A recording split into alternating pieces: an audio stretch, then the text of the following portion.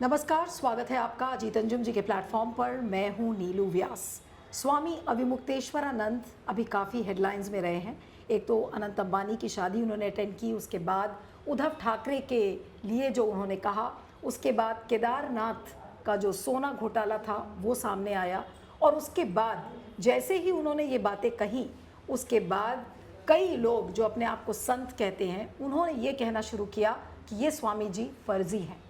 लेकिन जिस तरीके से बातों को उन्होंने रखा, और वो भी हिंदू धर्म की ही बातें करते हैं, लेकिन अब उनको लगता है कि जो संत समाज है वो ऐसा लग रहा है कि इस पूरे प्रक्रिया में बटा हुआ नजर आ रहा है। आज हमारे साथ स्वामी अविमुक्तेश्वरानंद जो कि ज्योतिर्पीठ के शंकराचार्य जी हैं, वो हमारे साथ हैं। स्वामी जी प्रणाम, आपका बहुत बहुत स्वागत है अजीत अंजुम जी के प्लेटफॉर्म पर। और जो पहला सवाल है कि आपको एक विवादित संत के रूप में लोग क्यों देख रहे हैं इस समय? आप बातें हिंदू धर्म की कर रहे हैं, आप सारी बातें जो हिंदू धर्म को बढ़ाने की कर रहे हैं, लेकिन विवादास्पद क्यों लगती हैं सबको आपकी बातें? देखिए, जब हम ये नीति है कि जब हम किसी के द्वारा उठाए गए प्रश्नों का उत्तर देने की स्थिति में नहीं रहते, तो फिर हमारी कोशिश यही होती है कि हम उसको विवादित सिद्ध करने की कोशिश कर दें। तो हमने जो प्रश्न उठाए, उन प्रश्नों का उत्तर नहीं दिया गया और हमको विवादित सिद्ध करने की कोशिश तेज़ी से चालू कर दी गई। इसका मतलब है कि हमारे प्रश्नों का उत्तर जिनके पास नहीं है, वो लोग अब हमको जीतने के लिए ये छोटे रास्ते अपना रहे हैं, इससे ज़्यादा कुछ नहीं। लेकिन ये लोग कौन है? गोविंदानंद सरस्वती जिन्होंने इस तरीके की साउंड बाइट दी, सब टीवी चैनल से उन्होंने बात किया और ये कहा कि अविमुक्तेश्वरानंद एक फर्जी बाबा हैं, इस तरीके का शब्द उन्होंने इस्तेमाल किया। और जबकि आपको बड़े सम्मानजनक तरीके से सब देखते हैं, शंकराचार्य जी बोलते हैं, लेकिन वो लोग ये कहते हैं कि नहीं, ये तो शंकराचार्य जी नहीं, ये फर्जी बाबा है। ये कौन है गोविंदानंद सरस्वती? और अचानक से प्रकट हुए और उन्होंने आपके खिलाफ बोलना शुरू कर दिया। अब हम क्या उनके बारे में ज़्यादा कहें, थोड़े दिन आप लोग बात करते रहिए, सब पता चल जाएगा। ऐसा है कि कुछ लोग होते हैं जो अपने स्तर पर विचार करके और अपनी बात कहते हैं, और कुछ लोग होते हैं जो किसी का मोहरा बन जाते हैं। तो ये जिनका आप नाम ले रही हैं, ये किसी का मोहरा बन करके लाए गए हैं और हमारे विरुद्ध उनका उपयोग किया जा रहा है किसी के द्वारा। लेकिन स्वामी जी, गोविंदानंद के अलावा जिस दिन आपने उद्धव ठाकरे की बात उठाई थी, आप उनके घर गए, आपने कहा कि वो एक षड्यंत्र का शिकार हैं। उसके अगले दिन नारायण गिरी जो कि जूना अखाड़ा के संत अपने आप को बताते हैं, उन्होंने भी इस तरीके की बातें कही और उन्होंने भी कहा कि इस तरीके की बातें नहीं करनी चाहिए थी। तो ये जो अलग अलग संत समाज से जो आवाज़ आ रही है, तो क्या इस समय संत समाज भी बट गया है? बिल्कुल जैसे समाज एक बटा हुआ समाज नज़र आ रहा है कि एक मोदी सरकार का समर्थन करते हुए दिखता है और दूसरा मोदी सरकार का विरोध करते हुए नजर आता है। तो क्या ऐसा कुछ दिख रहा है आपको कि पूरा संत समाज भी बटा हुआ लग रहा है? नहीं, ऐसा है कि जब कोई बात आती है तो लोगों में अलग अलग तरह की प्रतिक्रिया होती है। ऐसा नहीं है कि कोई बात आएगी, कोई प्रश्न उपस्थित होगा तो सब एक तरह से रिएक्ट करेंगे, ऐसा नहीं है। उस रिएक्शन के पीछे उनका इतिहास होता है। कोई व्यक्ति किसी प्रश्न पर कैसे प्रतिक्रिया कर रहा है, उसको अगर आप जानना चाहेंगे तो उसके इतिहास को देखना पड़ेगा कि ये किस कारण से ऐसा सोचता है, और जैसा सोचता है वैसा ही व्यक्ति बोलता है। तो जो लोग किसी विचारधारा विशेष से जुड़े हुए हैं, वो उसी अनुसार प्रतिक्रिया अपनी करते हैं। नारायण गिरी जी जूना अखाड़े के सचिव हैं, हम लोगों से उनका बड़ा स्नेह प्रेम है। हमारे पास वो आते हैं, समय समय पर आते हैं, बहुत श्रद्धा रखते हैं हमारे अंदर। लेकिन वो कह रहे हैं कि इनको ऐसा नहीं बोलना चाहिए, वो उनका अपना सोचना है। अब उनके सोचने को तो हम लोग नहीं बदलना चाहेंगे ना, हम चाहते हैं कि जिसका जैसा सोचना है वैसा वो अभिव्यक्त करे। लेकिन इस विचारधारा की लड़ाई में कहीं ना कहीं ऐसा लगने लगा है कि अगर आप मोदी सरकार के समर्थक हैं तब तो ठीक है, सब कुछ ठीक है, लेकिन जहां पर आप कुछ विरोध में बोलने लगते हैं तो ऐसा लगता है आपको ही कहा जा रहा है कि शंकराचार्य जी नहीं, ये कांग्रेस आचार्य हैं। इस तरीके के शब्दावली का इस्तेमाल आपके लिए किया जा रहा है। अब देखिए, अब आप जो हम नहीं कहना चाह रहे थे वही आपने कह दिया। बात क्या है, हमने शुरू में ही कहा कि जब हमारी बातें, जो हमने प्रश्न उठाए अलग अलग संदर्भों में जिनका आपने अभी उल्लेख किया, उन संदर्भों में जो हमने प्रश्न उठाए थे, चाहे वो शास्त्र के प्रश्न थे, चाहे वो हमारे हिंदू धर्म से जुड़े हुए प्रश्न थे, जो प्रश्न हमने उठाए उनका उत्तर देने के लिए कोई सामने नहीं आया। इसका मतलब है कि उत्तर नहीं है। अब उत्तर नहीं है लेकिन कुछ तो बोलना ही पड़ेगा। तो ऐसी परिस्थिति में अब वो ये सब शुरू कर रहे हैं कि हमको लोगों के दिमाग में हमारे बारे में कुछ अलग छवि स्थापित की जाए। आपके बारे में जो देखिए हमने अभी कितनी बातें कही, आपने जिनका उल्लेख किया हम उन बताएं। हमने राम जन्मभूमि के बारे में बात की कि वहाँ पर अभी मंदिर पूरा बना नहीं है, बन जाने के बाद प्रतिष्ठा की जानी चाहिए, यही शास्त्र सम्मत है। क्या ये कांग्रेस का एजेंडा था? क्या ये कांग्रेस का अभिमत था? कांग्रेस पार्टी ने भी वहाँ न जाने का निर्णय लिया था, लेकिन उन्होंने कारण ये नहीं बताया था जो हमने कहा। उनके अपने कारण थे, वो कह रहे थे कि राजनीतिक कार्यक्रम हो रहा है इसलिए हम नहीं जाएंगे, उन्होंने ये कहा था। लेकिन हमने तो ये नहीं कहा, हमने कहा कि वहाँ शास्त्र के अनुसार मंदिर निर्मित होने के बाद ही प्रतिष्ठा होती है। तो हमारा जो पक्ष था वो शास्त्र के अनुसार का पक्ष था। कांग्रेस पार्टी का जो पक्ष था वो राजनीति के अनुसार का पक्ष था, वो राजनीतिक पार्टी है इसलिए। तो हमारे पक्ष में और कांग्रेस के पक्ष में अगर एकता होती तब तो आप जोड़ते, लेकिन एकता नहीं थी। हमारा पक्ष अलग शास्त्र का पक्ष था, उनका पक्ष राजनीति का पक्ष था, फिर भी आप जोड़ रहे हो। लेकिन आम जनता तो समझती है ना कि ये जबरदस्ती जोड़ा जा रहा है। उसी तरह से जो हमने विश्वासघात का प्रश्न उठाया, विश्वासघात का प्रश्न हमारे हिंदू धर्म का प्रश्न है। हमारे यहाँ विश्वासघात को पाप बताया गया है, कृतघ्न नास्ति निष्कृति, ये कहा गया है कि उसका कोई प्रायश्चित तक नहीं है। तो वो धर्म का प्रश्न था। क्या कांग्रेस धर्म का धार्मिक पार्टी है, धर्म का प्रश्न उठाती है? वो तो धर्म का प्रश्न नहीं उठाती है। नहीं, तो इसका हम मतलब अंबानी के यहाँ गए, कांग्रेस तो अंबानी के यहाँ नहीं गई, राहुल गांधी तो अंबानी के यहाँ नहीं गए, हम गए। अगर हम कांग्रेस के एजेंडे पर चलते होते तो जैसे राहुल गांधी नहीं गए, हम भी ना जाते। जब आप लेकिन हम तो गए। आपने कहा आप अनंत अंबानी की शादी में गए, वहां पे आपने प्रधानमंत्री नरेंद्र मोदी को आशीर्वाद भी दिया, सबने वो विजुअल्स देखे। राहुल गांधी के एजेंडे पर हम चल रहे होते तो हम उनको आशीर्वाद देते।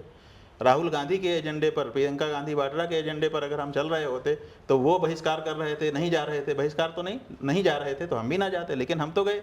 तो हमारा कांग्रेस से क्या लिंक, कौन सा लिंक सिद्ध कर सक रहे हो जिसके कारण आप हमको कह रहे हो? कांग्रेस के राहुल गांधी 3 दिन केदारनाथ में रह करके आए, एकांतवास करके आए। आप लोगों ने रिपोर्टिंग किया, वो गए थे वहाँ, जो पंडित जी हैं उनके घर में, शुक्ला जी के यहाँ, विनोद शुक्ला के यहाँ, वो कमरे में रहे, वहीं पर भोजन बनाते थे, वहीं पर चाय बनाते थे, वहीं से 3 दिन रहे वहाँ। लेकिन सोने का घपले का मामला उन्होंने नहीं उठाया, हमने उठाया। तो हम कौन से कांग्रेस के एजेंडे पे चल रहे हैं जिसके कारण आप हमको कांग्रेस आचार्य कह रहे हैं? तो जो ये लोग आपके विरुद्ध बोल रहे हैं या आपके विरोध में बोल रहे हैं, उनके पास हमारे सवालों का जवाब नहीं है, इसीलिए वो और कुछ कह नहीं सकते। वो बात आपकी, वो हमारी छवि बिगाड़ना चाहते हैं। वो आपकी बात एकदम ठीक है। हिंदुओं के मन में हमारी छवि बिगाड़ करके वो हमको नुकसान पहुंचाना चाहते हैं, इसलिए ऐसा बोल रहे हैं। वो आपकी बातों का उनके पास जवाब नहीं है, आपकी छवि को वो नुकसान पहुंचा रहे हैं। लेकिन क्या आपको नहीं लगता कि एक ऐसा वर्ग भी है जो इस समय बिल्कुल तिलमिलाया हुआ है क्योंकि आप उद्धव ठाकरे के घर पे गए थे? ये केवल प्रश्न है जो मैं पूछ रही हूँ, और तमाम जिस तरीके के कमेंट सोशल मीडिया पर आ रहे हैं उसके बेसिस पे मैं पूछ रही हूँ कि क्या आपको लगता है कि जो बीजेपी के समर्थक हैं या बीजेपी की ट्रोल आर्मी है वो इसलिए तिलमिलाई हुई है क्योंकि आप उद्धव ठाकरे के घर पर गए थे और इसलिए आपको उनसे जोड़कर देखा जा रहा है? इसमें कोई अब रहस्य नहीं है, ये तो स्पष्ट है, क्योंकि इस बात को प्रकट कर दिया गया है। लगभग भाजपा के द्वारा भी हमारी बातों को उसी रूप में कहा गया है जैसा उनकी ट्रोल आर्मी कह रही है। तो अब स्पष्ट है कि भारतीय जनता पार्टी के लोगों को जो पसंद नहीं आएगा वो कुछ भी करे, अच्छा भी करे तो उसको बुरा कहेंगे। नहीं, तो ये कौन सी रीति है? आप एक अच्छे मन से गए उद्धव ठाकरे के यहाँ और अब आपको लेबल करा जा रहा है कि देखिए ये कांग्रेस के कैंप के हैं या इंडिया अलायंस के कैंप के हैं, और इस तरीके से शंकराचार्य की लेबलिंग करना आपको लगता है कि ये वाकई में ठीक है? ये समाज किधर को जा रहा है? और अगर ऐसा हो रहा है तो उसका कारण क्या है? क्या आपको नहीं लगता कि आपको मोदी जी से या किसी से बात करके और इन सारी चीज़ों पर क्लैरिफिकेशन करना चाहिए? देखिए, ऐसा है कि जितने भी खेल होते हैं उनमें प्रायः जो खिलाड़ी होते हैं वो या तो इस तरफ होते हैं या उस तरफ होते हैं। जैसे कबड्डी का खेल होता है, बीच में लाइन खींच दी जाती है, एक गोल इधर होती है, एक गोल उधर होती है। तो ये सब लोग जो राजनीति कर रहे हैं ये खिलाड़ी हैं, ये समझते हैं या तो हमारे गोल में ये रहे या तो नहीं तो फिर उसी अगले हमारे प्रतिपक्षी की गोल में है, ऐसा हम सिद्ध कर देंगे। लेकिन वो भूल जाते हैं कि किसी भी खेल में रेफरी भी, अंपायर भी होता है, वो किसी पक्ष में नहीं होता है। वो भूमिका हमारी है, शंकराचार्य की वो भूमिका है कि तुम गड़बड़ करोगे तो तुम्हारा, वो गड़बड़ करेगा तो वो सीटी बजा दी जाएगी, लाल कार्ड, येलो कार्ड, पीला कार्ड दिखा दिया जाएगा, उंगली उठा दी जाएगी। नहीं, लेकिन मोदी जी तो ऐसे रेफरी में विश्वास ही नहीं करते, पूरी बीजेपी ही नहीं करती। वही बात है ना, तो आप या तो उनके पक्ष में रहो, नहीं तो आपको विपक्ष का घोषित कर देंगे। ये उन्होंने नीति बना रखी है, आप या तो भाजपाई हो, नहीं तो आप कांग्रेसी हो, ये घोषित कर दिया जाएगा। लेकिन जो आपकी छवि जिस तरह से बनाने की कोशिश की जा रही है, आपको क्या लगता है कि क्या बिल्कुल हिंदू धर्म के जितने भी जो संत हैं, जो बाकी संत समाज है, क्या उससे आपको आइसोलेट करने की कोशिश की जा रही है, बिल्कुल बाहर निकालने की कोशिश की जा रही है? आपको क्या ऐसा लग रहा है? देखिए, हमको तो क्या लगना है, हम इस पे ज़्यादा विचार नहीं करते हैं, लेकिन हमारे जो लोग हैं वो ज़रूर ये बात जो आप कह रहे हैं वो हमको बार बार कह रहे हैं, हमको संदेश भी भेज रहे हैं, हमारे बच्चे दिखा रहे हैं हमको कि हिंदू समाज आपकी बात को ये नहीं पसंद कर रहा है, हिंदू समाज से आप दूर हो जाएंगे। ये सब बातें हमारे जो शुभचिंतक हैं वो हमको कह रहे हैं, लेकिन हिंदू समाज से हम दूर नहीं हो सकते। हमको पक्का पता है ये जो तात्कालिक प्रभाव है उसके बारे में हमारे लोग कह रहे हैं या आप लोग भी सोच रहे हैं। हम ये जानते हैं कि हिंदू समाज का जो मूल चरित्र है, अगर उस मूल चरित्र को हम पकड़े रहेंगे तो हम कभी भी हिंदू समाज से दूर नहीं जाएंगे। नहीं तो क्या बीजेपी केवल ट्रोल आर्मी वही हिंदू नहीं है। देखिए, हिंदू के बारे में हम आपको बताना चाहेंगे कि 100 करोड़ के लगभग आबादी हमारी यहाँ है, 85 से 100 करोड़ के बीच में। इसमें से जो अमित शाह हैं वो भारतीय जनता पार्टी के अध्यक्ष बने थे, तो उन्होंने कहा था कि हम टेलीफोन करके सदस्य बना रहे हैं, और हम 10 करोड़ संख्या पहुंचा दिया हमने। विश्व की सबसे बड़ी पार्टी हो गई, 10 करोड़ सदस्य हमारे हो गए। तो माने 10 करोड़ उन्होंने कहा था कि 10 करोड़ भाजपा के सदस्य हो गए। इसी तरह से संघ है और विश्व हिंदू परिषद है, दूसरे संस्थाएं हैं, इन सब का भी मान लें तो 10 करोड़ ये भी मान लो, हम कहते हैं 20 करोड़ मान लो, तो 25-30 करोड़ ही तो हैं ये लोग। 100 करोड़ में से 25-30 करोड़ अगर इनको निकाल दें तो बाकी 70 करोड़, बाकी 60 करोड़, बाकी 55 करोड़ वो कहाँ गए? वो सनातन धर्मी हैं और वो हमारे साथ हैं।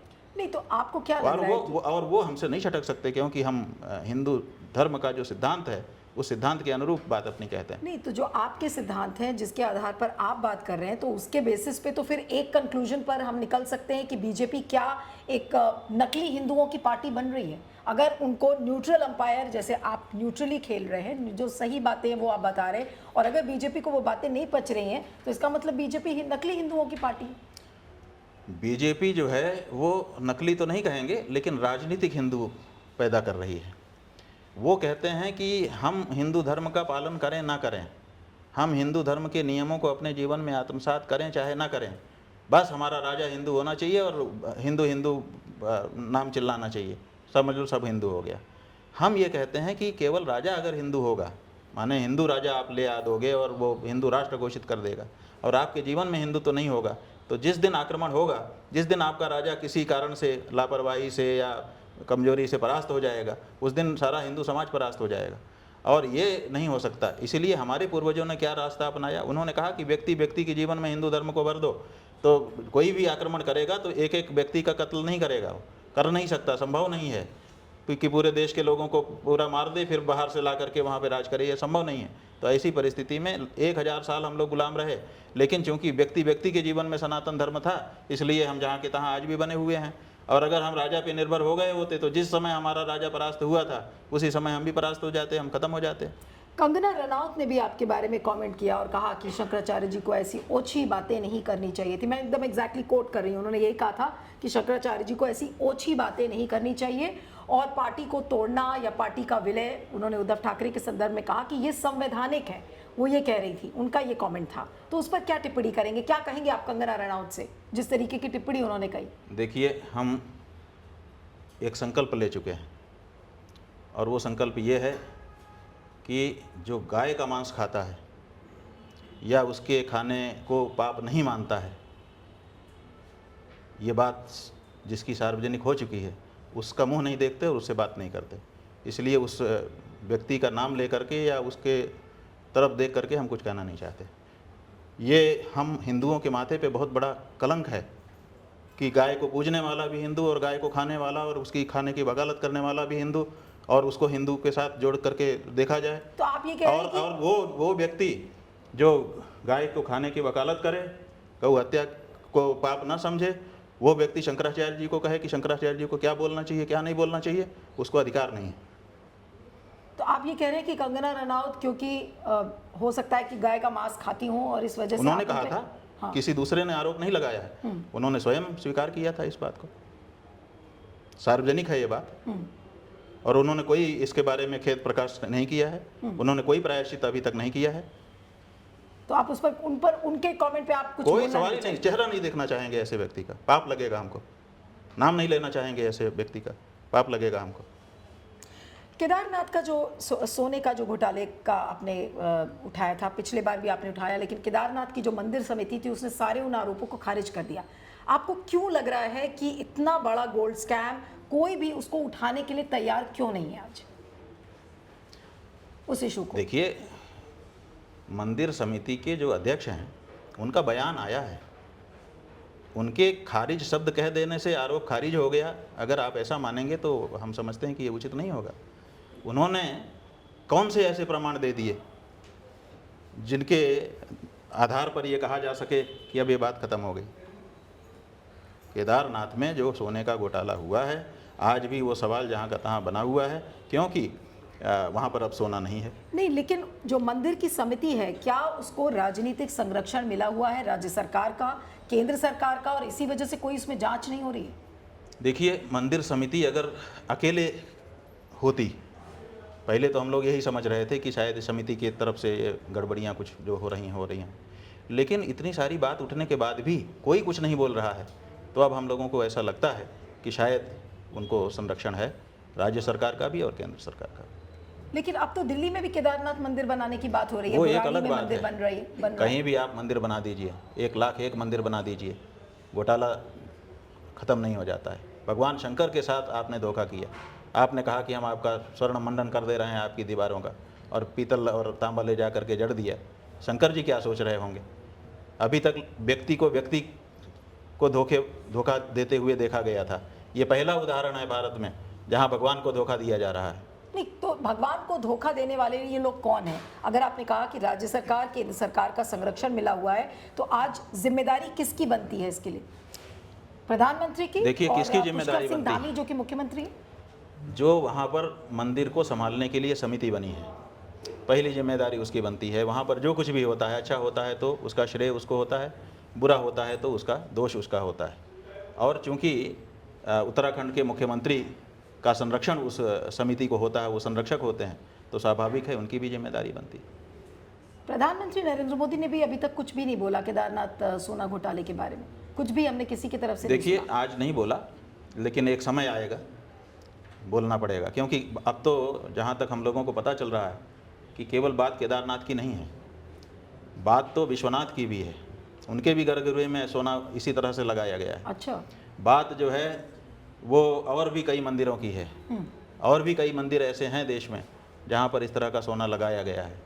तो अब तो बात आगे बढ़ रही है धीरे धीरे। नहीं, तो क्या तो अभी तक इसका मतलब है कि ये अचानक कोई व्यक्ति निकल करके आता है और सब मंदिरों में जा करके गर्भगृह में सोना मढ़ देता है, ये क्या मामला है?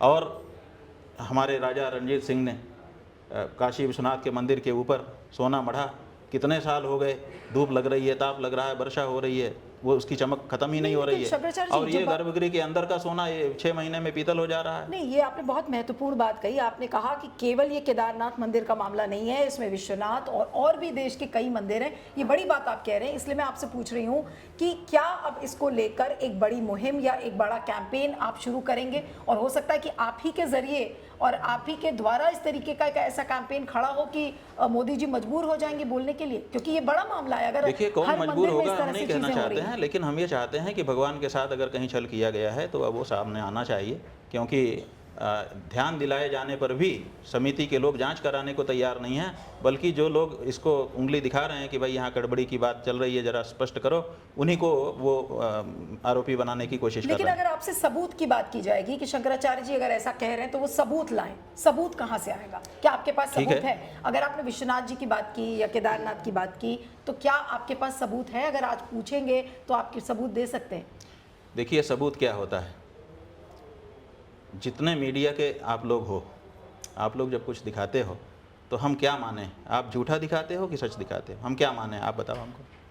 हम तो जो सच, मैं पर्सनली अपनी बात कर रही हूँ और जिस प्लेटफॉर्म के लिए मैं 2 प्लेटफॉर्म्स के लिए काम करती हूँ, अपनी जिम्मेदारी से सच्चाई को दिखाने की ठीक है कोशिश ना? करती तो हूँ। आप कहते हैं कि सच्चाई, और आप अगर ना भी कहो तब भी हम जब आपका चैनल देखते हैं तो ये मान के देखते हैं कि ये सच ही दिखा रहे होंगे, झूठ दिखा रहे हैं, और ऐसा अगर हमको पता चल जाए तो हम आपका किसी का चैनल नहीं देखेंगे। तो एक समय था जब रिपोर्टिंग शुरू हुई, पहले अखबारों में छपा, और एक अखबार में और एक चैनल में नहीं, सब जगह। सब कवर कर रहे थे। मास मीडिया कवर कर रहा था, देश का जो मेन स्ट्रीम का मीडिया है वो भी कवर कर रहा था, छोटे अखबार भी कवर कर रहे थे। बात कहाँ से चली कि केदारनाथ के मंदिर में सोना मढ़ा जाएगा गर्भगृह में। फिर रिपोर्टिंग हुई कि दिल्ली से, बम्बई से बहुत बड़े ट्रक में बड़ी सुरक्षा के साथ सोना चला है, 230 किलो सोना। फिर रिपोर्टिंग हुई, एक अखबार में नहीं, एक चैनल में नहीं, सब में, कि गौरीकुंड आ चुका है सोना। फिर रिपोर्टिंग हुई कि 18 कचरों में, संख्या बताई गई कि 18 कचरों में लद करके ये सोना अब केदारनाथ 17 किलोमीटर दूर जा रहा है। और फिर रिपोर्टिंग हुई कि अमुक अमुक संस्थाएं आई हैं, वो जांच कर रही हैं। फिर रिपोर्टिंग हुई कि चांदी का जो पत्थर पहले से जड़ा गया था वो उखाड़ दिया गया है। फिर रिपोर्टिंग हुई कि अब लगाया जा रहा है, 3 दिन तक वो लगाने की रिपोर्टिंग हुई। उसके बाद फिर वीडियो दिखाए गए, फोटो निकाल करके छापे गए कि सोना मढ़ दिया गया, लकदक दिव्य भव्य हो गया है।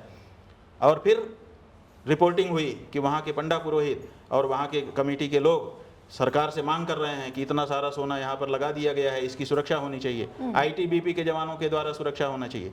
फिर वहाँ की राज्य की सरकार ने आईटीबीपी की ड्यूटी वहाँ लगा दी, बहुत सारे सैनिक आ गए, 6 महीने तक उसकी सुरक्षा करते रहे।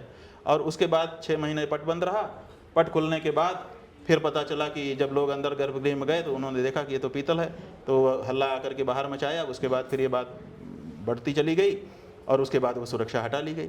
तो अब सवाल ये है कि ये जो सारा मास मीडिया, मेन स्ट्रीम का मीडिया और सामान्य मीडिया, सब लोग जब जो एक ही रिपोर्टिंग कर रहे थे, और हमारे पास इतनी मोटी फाइल हो चुकी है, सब रिपोर्टिंग हम लोग निकल ली, इतनी बड़ी पेन ड्राइव भर चुकी है जाने कितने जीबी की, क्योंकि सब ने रिपोर्टिंग की है। तो क्या पूरा मीडिया सब झूठी रिपोर्टिंग कर रहा था? एक बात।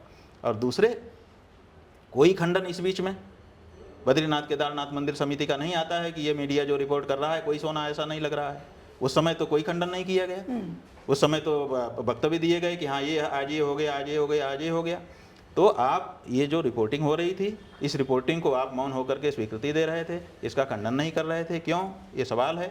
और दूसरे, वहाँ पर जब सोना नहीं लगाया गया था तो फिर आईटीबीपी के जवानों की ड्यूटी क्यों लगाई और इतना सारा पैसा उस मद में खर्चा कैसे कर दिया गया?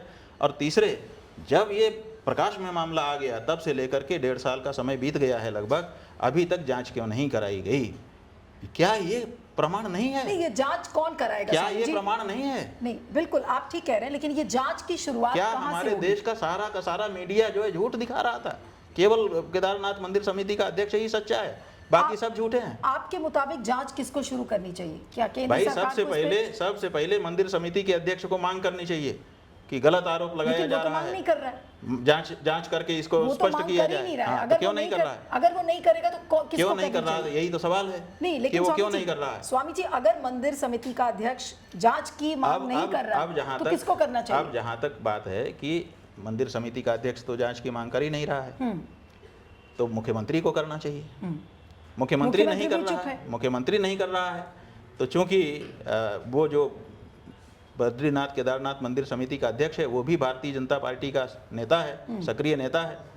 जो मुख्यमंत्री हैं वहाँ पर भी भारतीय जनता पार्टी की सरकार है, तो केंद्र सरकार को इसमें जांच बैठा देनी चाहिए, क्योंकि आखिर तो अंतिम में तो केंद्र सरकार बदनाम होगी ना। जो भारतीय जनता पार्टी का मुख्य नेतृत्व है, आखिर तो वो बदनाम होगा कि उसी पार्टी की सरकार है। तो उनको चाहिए कि वो जांच करवाएं, अपने मुख्यमंत्री की गलती है तो उसको सही करें। मोदी जी कहते रहते हैं कि देखिए डबल इंजन का विकास है, यहाँ तो डबल इंजन का भ्रष्टाचार दिख रहा है मुझे। माने अब ऐसा सबको दिख रहा है, केवल कमेटी को छोड़ करके। तो इसीलिए ये जांच जब तक नहीं कराई जाती है ये प्रश्न तो बना ही रहेगा। और जहाँ तक उनका जो इस समय समिति के अध्यक्ष हैं अजय, उनका वीडियो हमको दिखाया गया, वो कह रहे हैं कि मैं स्वामी जी से अनुरोध भी कर रहा हूँ और चुनौती भी दे रहा हूँ। 2 शब्द कह रहे हैं वो कि अगर उनके पास कोई प्रमाण है तो वो कोर्ट में उसको रखें। तो हम समझते हैं कि उनके अनुरोध को स्वीकार करना चाहिए। चुनौती तो क्या स्वीकार करें, अनुरोध शब्द पहले कहा है, तो अनुरोध को स्वीकार करके हमारे पास जो प्रमाण हैं, वो आप देंगे। सर्कमस्टेंशियल एविडेंस कहते हैं उनको, परिस्थितिजन्य प्रमाण, वो भी प्रमाण होता है। तो तो वो आप ये- परिस्थितिजन्य प्रमाण लेकर के हम न्यायालय में जा रहे हैं। तो आपने कहा कि सारे जो भी सर्कमस्टेंशियल एविडेंस आपके पास है उसको लेकर आप न्यायालय में जाएंगे। क्या वो सबूत आप दिखाएंगे केंद्र सरकार और राज्य सरकार को कि भाई ये देखिए ये हमारे पास सबूत है? देखिए, राज्य सरकार और केंद्र सरकार के पास हम कैसे जाएं? वो लोग समय नहीं देते हैं। हमने कुछ मुद्दों पर पहले समय मांगा, जैसे गौ माता का मुद्दा था, अच्छा, जैसे इसके पहले कोई धर्म के मुद्दे थे, तो हमने उनसे समय मांगा कि हम चर्चा करना चाहेंगे, तो उन्होंने कोई समय हमको दिया नहीं। तो हम उनसे समय मांगे, वो देते नहीं, लेकिन तो फिर हम क्या करेंगे? हम तो जब वो कह रहे हैं कोर्ट जाओ तो कोर्ट ही जाएंगे। बाबा रामदेव को समय मिलता है, स्वामी अवधेशानंद जी को मिलता है, संत समाज की पूरी भीड़ है जिसको कि प्रधानमंत्री भी मिलते हैं, बीजेपी का हर नेता मिलता है, लेकिन आपसे मिलने के लिए क्यों नहीं तैयार है अब आपके समय मांगने पर? ये तो हम नहीं जानते हैं, लेकिन हमने समय मांगा है। पिछले 10 साल के कार्यकाल में प्रधानमंत्री जी से मिलने के लिए भी जब जब कोई धार्मिक मुद्दा था, हमने 3 बार उनसे लिखित रूप से समय मांगा, हमको कभी भी समय नहीं मिला। और इतना ही नहीं, हमने गंगा जी के मुद्दे पर प्रधानमंत्री जी से समय सबसे पहले मांगा था। जब वो पहली बार प्रधानमंत्री बने थे, उस समय हम लोग गंगा आंदोलन चला रहे थे, तब हमको समय नहीं मिला। फिर हमने देश के सभी सांसदों को रजिस्टर्ड पत्र लिखा था, उसके भी जवाब किसी सांसद ने नहीं दिए हमको। तो हम क्या करें जब कोई जवाब देता ही नहीं है? क्या उनको ये लगता है कि आप किसी एक ऐसे खांचे में हैं, जैसा आपने कहा कि आप तो न्यूट्रल जो रेफरी होता है आप उसकी भूमिका निभा रहे हैं, लेकिन आप हिंदू धर्म का भी काम कर रहे हैं, हिंदू धर्म को आगे बढ़ाने का काम कर रहे हैं, लेकिन मोदी जी या मोदी जी की जो सेना है उसको लगता है कि नहीं, आप तो ऐसा लग रहा है कि विपक्ष का एजेंडा चला रहे हैं। अब उनको जो लगता हो, हम तो उनका भी हित ही सोचते हैं, किसी का अहित नहीं सोचते हैं।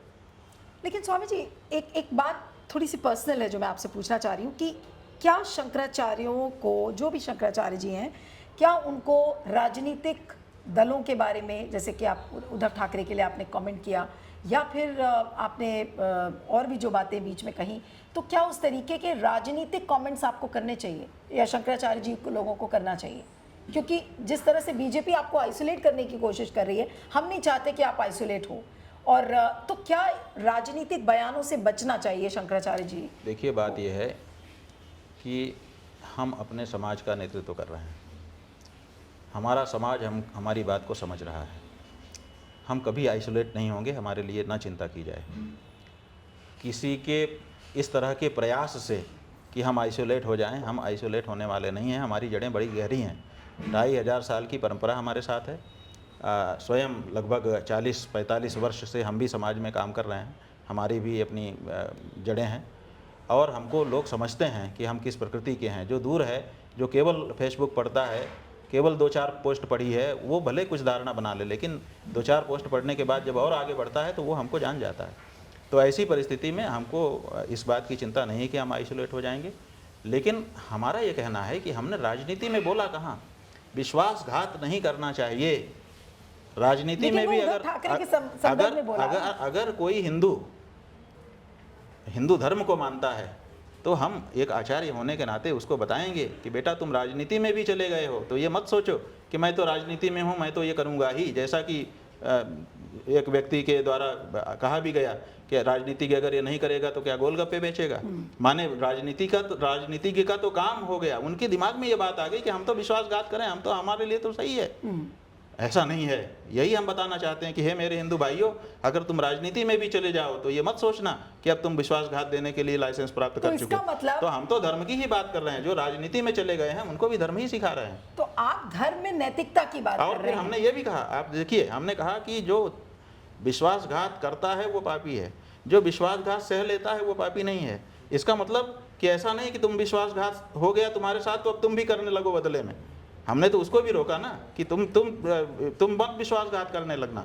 तो हम तो धर्म की ही स्थापना कर रहे हैं। आप धर्म की स्थापना कर रहे हैं, आप धर्म में नैतिकता की बात करते हैं, लेकिन बीजेपी को वो नैतिकता स्वीकार नहीं है। हाँ, तो उनको स्वीकार नहीं है, तो अब जब इसकी कोई चर्चा करेगा तब ना धीरे धीरे लोगों में ये बात पनपेगी। अब कोई चर्चा ही नहीं करेगा तब तो ये बात फिर स्थापित हो जाएगी, लोग उसी मानसिकता के हो जाएंगे कि हमें तो छूट है जी। हम जैसे जो अग्निशमन वाली गाड़ी चलती है, दमकल के सामने एक्सीडेंट हो जाए तो उसको छूट रहती है क्योंकि वो बड़ी चीज़ को बचाने जा रहा है। तो ये लोग सोचते हैं हम राजनीति में आ गए तो हमको विश्वासघात करने का लाइसेंस हो गया।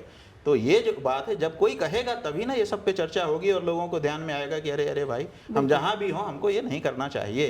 तो राजनीतिज्ञों के हृदय में भी धर्म की स्थापना करना ये भी हमारा दायित्व है, वो भी हमारे ही समाज के अंग हैं। कहीं उनके मन में ऐसी काई ना जम जाए कि वो गलत को भी सही मानने लग जाएं, ये किसका दायित्व है? तो हमको कहना ही पड़ेगा।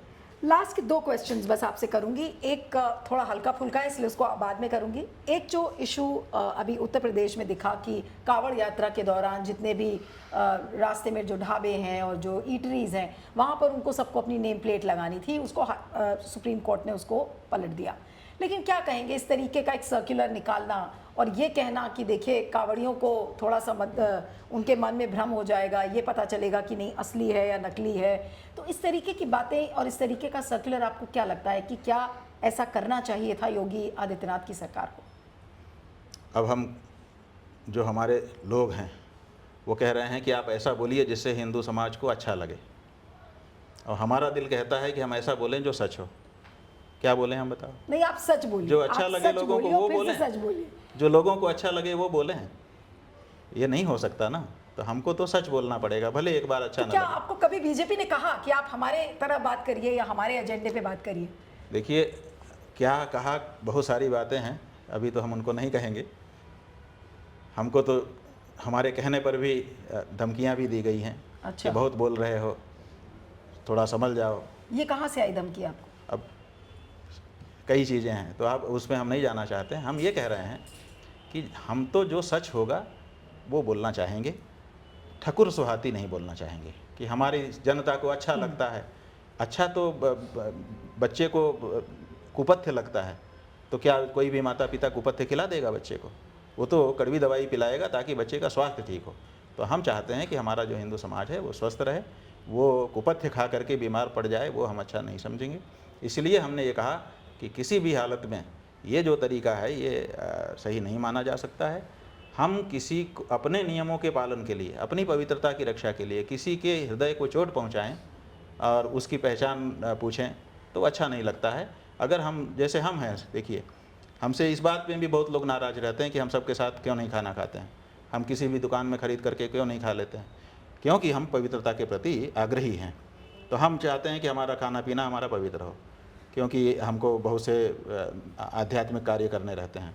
तो हम तो करते हैं, लेकिन हमने तो किसी से जात अभी तक पूछी नहीं है, कोई हमसे हर्ट हुआ नहीं है, लेकिन हमारी पवित्रता में कोई अंतर नहीं है, हमने सदा पवित्र भोजन किया है। नहीं, तो आप क्या कहेंगे? तो हम चाहते हैं कि हमारा हिंदू समाज भी किसी को हर्ट किए बिना अपनी पवित्रता की रक्षा करना सीख जाए। नहीं, आप देखिए, अभी हम महाराष्ट्र गए थे, वहीं से आए, आपको पता है, अंबानी और उद्धव ठाकरे के कारण।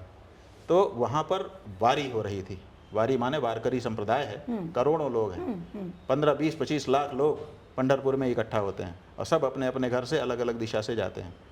वो सब यात्री होते हैं, पैदल जाते हैं, लेकिन उनकी पवित्रता तो बाधित नहीं होती, क्योंकि वो सब अपने घर से भोजन ले जाते हैं, जहाँ भूख लगती है उसको खाते हैं, पवित्रता अपनी बनाए रखते हैं। वहाँ तो उनको ज़रूरत नहीं पड़ गई इस तरह के निकाल करके वो करने की। उसी तरह से अमरनाथ में पहले ये समस्या आ रही थी, अब वहाँ पे हमारे हिंदू संस्थाएं जाके लंगर लगा देती हैं, जितने यात्री जाते हैं सबको भोजन मिल जाता है। लेकिन ऐसे तो कितने ढाबे वाबे हैं जो हिंदुओं के हैं, वहाँ पर मुसलमान काम करते हैं, या वो मुसलमानों का ढाबा है वहाँ हिंदू काम करते हैं। इस तरीके की नेम प्लेट लगाओ, एक जो सर्कुलर इस तरीके वही का हमारा कहना है, वही हमारा कहना है ना, कि जब आप कहते हैं कि नेम प्लेट लगाओ, तो नेम प्लेट लगा देने मात्र से पवित्रता की रक्षा हो जाएगी, इसमें हमको शंका है। इसलिए हम समझते हैं कि पवित्रता की रक्षा करना गौण उद्देश्य है, कुछ और ही कहना इसके पीछे कथ्य है जी। तो वो नहीं होना चाहिए। पवित्रता की रक्षा करनी है तो उसके रास्ते खोजे जाने चाहिए, समाज को भरोसे में लिया जाना चाहिए, उसके प्रशिक्षण किया जाना चाहिए और पवित्रता की रक्षा की जानी चाहिए। किसी के दिल को ठेस पहुंचा के हम अपनी पवित्रता की रक्षा और अपनी आध्यात्मिकता की रक्षा नहीं कर सकते, ये हमारा कहना है। किसी को शुरू में भले बुरा लगे, लेकिन जब वो सोचेगा तो उसको पता चलेगा कि बात सही थी। एक आखिरी बात जो बहुत हल्के फुल्के टोन पर, और उसके बाद फिर मैं इस प्रोग्राम को ख़त्म करूंगी, कि कई संत लोग ये कहते हैं कि शंकराचार्य जी और आपके लिए बोलते हैं कि आप मुस्कुराते बहुत कम हैं और क्रोधित बहुत लगते हैं हमेशा। अपने इंटरव्यूज़ में भी ऐसा लगता है कि गुस्सा रहते हैं ज़्यादा।